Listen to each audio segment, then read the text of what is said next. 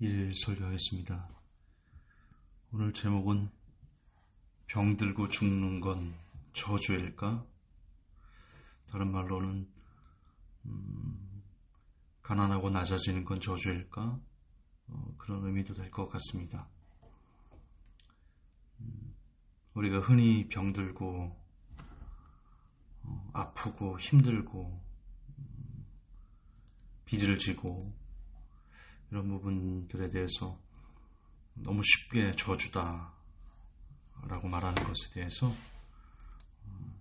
그럴 수도 있고 아닐 수도 있다는 성경적인 근거를 설명해 드리고 싶습니다.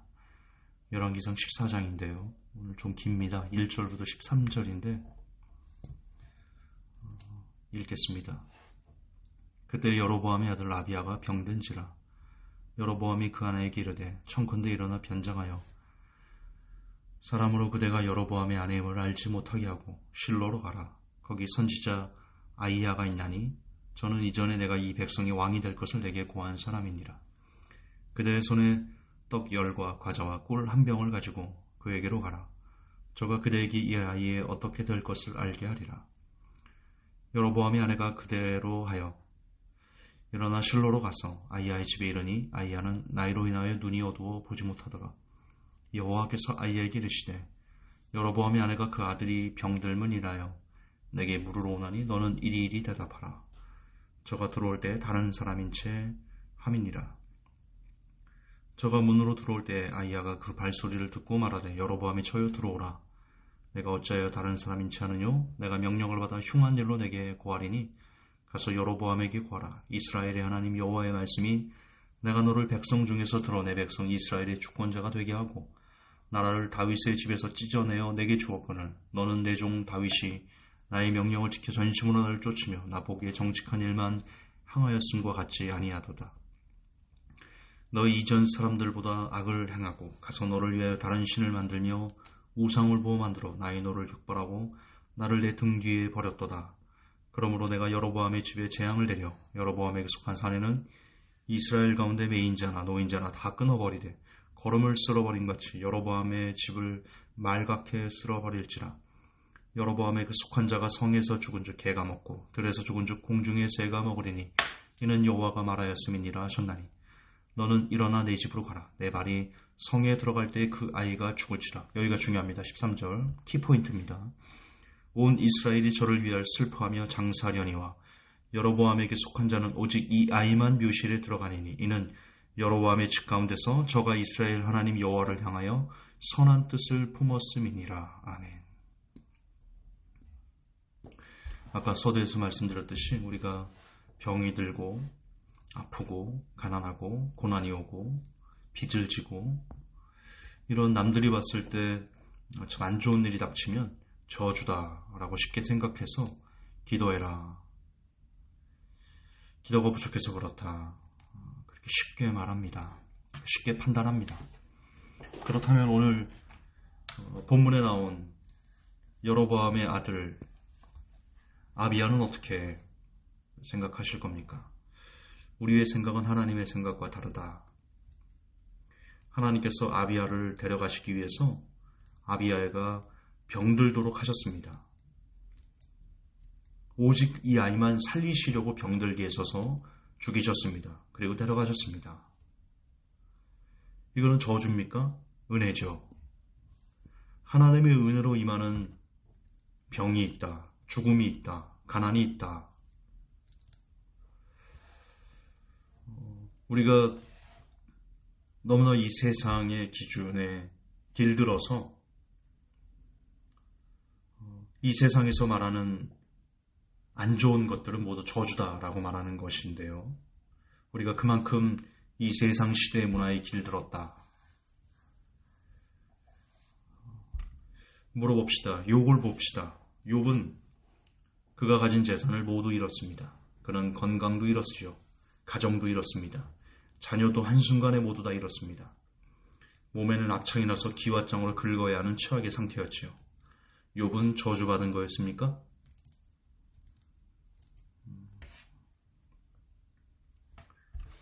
아닌가 하시죠. 오늘 본문도 마찬가지입니다.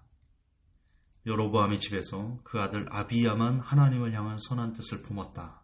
그래서 하나님께서 병들게 하시고 죽음으로 데려가셨다. 왜? 아비야를 사랑하셨기에 아비야가 그곳에 있으면, 여로보암의 집에 있으면 아비야도 계속 우리가 무엇을 보고 무엇을 듣고 무엇을 경험하는 거에 따라 가지고 우리가 영향을 받거든요. 여로보암의 집에 있는 사람들이 모두 우상 숭배를 하고 하나님을 버리고 하나님을 대적하고 하나님을 등 뒤에 버리는 것을 아비야가 계속 보고 듣고 경험하면 아비야도 모르게 똑같이 여로보암처럼 하나님을 등 뒤에 둘까, 그것이 두려워서 아비의 선한 뜻, 하나님을 향한 선한 뜻, 그 마음이 너무 귀한데 아비야가 변할까봐 그를 병들게 하시고 그를 죽음으로 깨끗한 상태에서 데리고 가신 겁니다. 아까워서 아비야가. 그럼 아비야의 병들고 죽은 것은 저주입니까? 우리는 나눠서 생각할 수 있어야 되는데요. 내가 지금 죄악을 즐기고 있기 때문에, 혹은 죄를 버리지 못하고 있는 것 때문에, 혹은 계속해서 반복되는 죄의 넘어짐으로 인해서 병들고 가난하게 되고 고통이 따른다면 그렇습니다. 그것은 저주입니다. 그것은 죄가 내게 준 저주입니다. 내 스스로 부른 저주입니다. 남이 준 것이 아닙니다. 내가 내 욕심이 만들어낸 저주입니다. 그것은 저주입니다. 그러나 죄를 끊고자 하고 열심히 하나님을 섬기고 열심히 기도하고 성경을 읽고 늘 하나님을 생각하면서 하나님을 열심히 섬기려고 하는데 병들고 가난하게 되고 고통이 이어집니까? 그렇다면 그것은 축복입니다. 성경적으로 그 뜻이 무엇인지는 모르나 오늘 성경은 그것을 복이다 말하고 있습니다. 여러분, 이 땅에 살아야 사람이 얼마나 삽니까? 100세를 건강하게 살면서 온갖 종류의 죄악의 낙을 누리는 것이 행복일까요? 아니면 100세를 살면서도 늘 아프고 가난해서 죄를 짓고 싶어도 지을 수 없는 환경에 놓이는 것이 행복일까요? 지옥에서 어떤 망자가 하나님을 향해 원망하고 있었다고 합니다. 그 망자의 스토리는 다음과 같습니다. 그 망자가 살았을 때 그는 암 환자였습니다. 자기가 암으로 이제 죽게 된 것을 알고 그분은 열심히 눈물로 기도해서 히스기야처럼 그 병이 기적처럼 완치됐습니다. 그렇게 건강을 되찾은 그는 그 다음에 그가 예전에 즐기지 못했던 술, 담배를 즐기며 음란을 즐기기 시작했습니다. 그리고 그 쾌락에 빠져서 그것을 놓을 줄을 몰랐습니다. 그렇게 살다 죽었습니다. 그리고 지옥에 왔습니다. 그 상황에서 그는 외칩니다. 하나님에게 왜 나를 고쳐줬냐고, 왜 내 암을 치료해줬냐고, 그냥 암으로 죽게 했으면 됐지, 예수님 믿고 그냥 죽도록 내버려 두지, 왜 나를 고쳐줘서 이 지옥에 오게 했냐고, 왜 나의 병을 치유해줬냐고. 망자는 그렇게 원망이 가득한 큰 음성으로 하나님을 저주하며 따지고 있었습니다. 또 다른 망자가 있었습니다. 그의 스토리는 다음과 같습니다. 그가 찢어지게 가난했습니다. 부모님이 죽으면서 막대한 빚을, 유산 상속 포기 이런 걸 몰라서 부모님이 빚을 그대로 다 상속받았습니다. 잊히도록 가난했고 매일 빚쟁이들이 쫓겨다니고 일어나면 사채업자들이 머리 위에서 내가 잠 깨는 것을, 그 사람이 잠 깨는 것을 쳐다보고 정말 집에 들어가기 싫었습니다. 그렇게 찢어지게 가난하고 빚의 굴레에서 너무 힘들게 살 때 우연히 로또에 당첨이 돼서 일확천금을 벌었습니다. 그는 그 돈으로 예전에 즐기지 못했던 음란, 예전에 즐기지 못했던 술, 담배, 예전에 즐기지 못했던 마약, 예전에 즐기지 못했던 쇼핑 중독 등등 너무나 가난해서 하지 못했던 모든 것들을 돈이 많이 생기자 그걸로 하고 싶은 것을 다 했습니다. 그리고 그 쾌락에 중독됐습니다. 그리고는 죽었습니다. 그 망자는 이렇게 외칩니다. 하나님, 왜 나를 그 빚에서 헤어나게 해줬냐고, 왜 내게 그 많은 돈을 주고, 왜 나를 가난해서 회복시켜줘서 내가 예수님 믿고 죽게 내버려 두지, 가난 가운데 그냥 내버려 둬서 예수님 잘 끝까지 믿다가 천국에 가게 하시지. 왜 내게 돈을 주셔서, 왜 내 빚을 갚아주셔서, 왜 나를 부하게 하셔서 이 지옥에 오게 하셨냐고 망자는 그렇게 원망이 가득한 큰 음성으로 하나님을 저주하며 따지고 있었습니다. 자, 무엇이 복입니까? 이 두 망자들은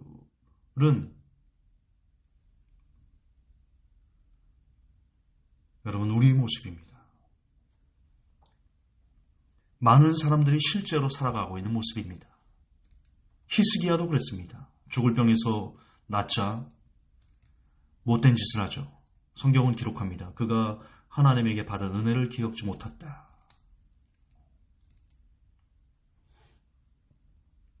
진짜 사는 길이 무엇입니까? 병들고 가난하고 빚이 엄청 많고 당장 길바닥에 앉아 있어도 예수님이 내 안에 있다면 그것이 복입니다. 그렇습니다. 인생에서 복의 기준은 오직 하나입니다. 예수를 가졌는가 못 가졌는가. 그렇습니다. 인생에서 복의 기준은 오직 하나입니다. 예수를 가졌는가 못 가졌는가.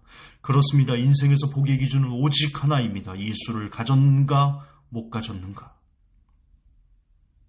우리는 이 하나로만 복을 이야기하는 그런 사람이 되어야 됩니다. 그것이 크리스찬입니다. 지금 여러분이 엄청난 경제적인 압박 가운데 있습니까? 육체적인 질병과 인간관계의 어긋남으로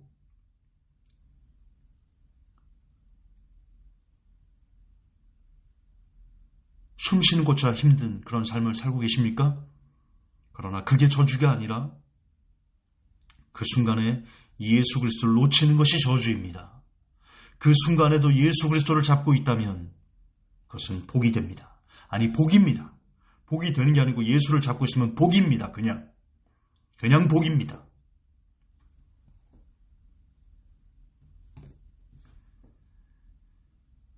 세상에서 주는 가치관에 길들지 마시고 내게 예수가 있는가?